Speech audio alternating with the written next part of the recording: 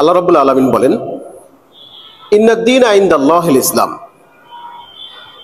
আমার কাছে আল্লাহর কাছে মনোনীত ধর্ম হচ্ছে একমাত্র ইসলাম। আল্লাহ রাব্বুল আলামিন বলেছেন, ইসলাম আমার কাছে একমাত্র মনোনীত ধর্ম, এছাড়া আর কোনো ধর্ম আল্লাহর কাছে গ্রহণযোগ্য হবে না। এটা আল্লাহ কোরআনে ঘোষণা দিয়েছেন।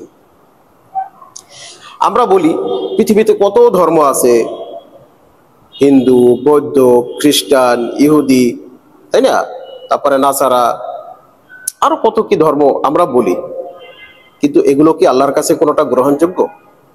দুই একটা উদাহরণ দিলে বুঝবেন। ফেরাউন যখন লোহিত সাগরে ডুবে মারা যাচ্ছে, এই সময় ফেরাউন কি বলছিল মনে আছে? আমানতু আন্নাহু লা ইলাহা ইল্লাল্লাযী আমানাত বিহি বানু ইসরাঈল ওয়া আনা মিনাল মুসলিমিন। আমি ওই যে বনি ইসরাইলের মুসার উপরে আমি এখন ঈমান আনলাম এবং আমি কি হয়ে গেলাম? মুসলমান হয়ে গেলাম। সে মুসলমান হওয়ার দাবি করতেছে। আল্লাহ তখন বলতেছেন, আল আন, এখন, একটু আগে তো তুমি জালেম ছিলে, এই তো মুসা আলাইহিস সালামরে তো তুমি এখনই মেরে ফেলতে, এর জন্য তুমি সৈন্যবাহিনী নিয়ে আসছিল, সবাই মরে শেষ, ফেরাউন তখনও বেঁচে আছে। তখন সে কি বলতেছে? বানু ইসরাঈল ওয়া আনা মিনাল মুসলিমিন, আমি একজন মুসলমান। আল্লাহ তার মুসলমানিত্ব গ্রহণ করেননি। আল্লাহ রাব্বুল আলামিন সাইয়েদনা হযরত ইব্রাহিম আলাইহিস সালাম, আমাদের জাতির পিতা, তিনি আমাদেরকে, সমস্ত মুসলিম জাহানকে কি বলেছে? মিল্লাতা আবিকুম ইব্রাহিম ওয়া সাম্মাকুমুল মুসলিমিন, আমাদেরকে মুসলমান হিসাবে তিনি পরিচয় করিয়ে দিয়েছেন। মুসলমান জাতির পিতা, আমাদের পরিচয় কি? আমরা মুসলিম, মুসলিমিন, মুসলিমুন। শুধু যে ইব্রাহিম আলাইহিস সালাম বলেছেন তা কিন্তু না, সকল নবী প্রত্যেকে মুসলমান নিজেদেরকে পরিচয় দিয়েছে। দেখুন এখানে আরেকটি উদাহরণ তুলে ধরি। ঈসা আলাইহিস সালাম তিনিও কি বলছেন? ওয়াশহাদ বিআন্নানা মুসলিমুন, তিনি মুসলমান হিসেবে নিজেকে সাক্ষ্য দিয়েছেন।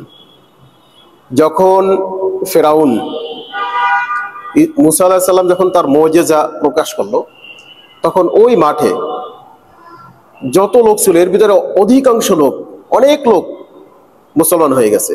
ফেরাউন তাদেরকে বলে, আমার অনুমতি ছাড়া তোমার মুসলমান হয়ে গেছো? তাদের বন্দি করলো, তাদের হাত পা এগুলো কেটে ফেললো, তাদেরকে মৃত্যুদণ্ড দিল।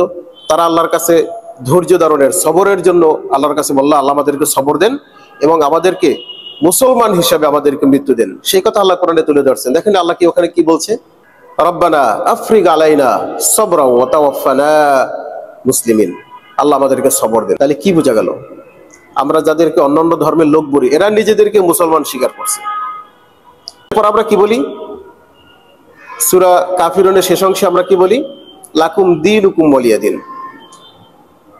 আরবের মুশরিকরা, আরবের নেতারা চাইছিল রাসূল সাল্লাল্লাহু আলাইহি সাল্লামের সাথে একটা কোয়ালিশন করতে, একটা সমঝোতা করতে, কিন্তু রাসূল সাল্লাল্লাহু আলাইহি সাল্লাম লাকুম দীনুকুম ওয়ালিয়া দিন বলতে তাদের ধর্মকে স্বীকৃতি দিতেছে, এরকম না। আল্লাহ রাব্বুল আলামিন এই কথাই বুঝাচ্ছে যে তোমরা গোমরাহির ভিতরে আছো, তোমাদের কাজ, তোমাদের কর্মফল তোমরা ভোগ করবা, আর আমি আমার কর্ম প্রতিদান আমি পাবো। তারা যে গোমরাহির ভিতরে আছে, তারা যে অন্ধকারের ভিতরে আছে, সেইটা বুঝাবার জন্য বলছে যে তোমরা তোমাদের কর্মফল ভোগ করবা, আর আমি ইসলাম যে চিরসত্য সেটার আমি দাওয়াত দিচ্ছি, এটার সুফল বা এটার পুরস্কার আমি পাবো। সেটা তাদের সাথে সমঝোতা করেননি। কিন্তু আমরা কি বলি? লাকুম দীনুকুম ওয়ালিয়া দিন। তাদের ধর্ম একটাই, সেটা হচ্ছে কি? ইন্নাদ-দীনা ইনদাল্লাহিল ইসলাম। আল্লাহর কাছে মনোনীত ধর্ম কয়টি? শুধু একটি, তা হচ্ছে ইসলাম।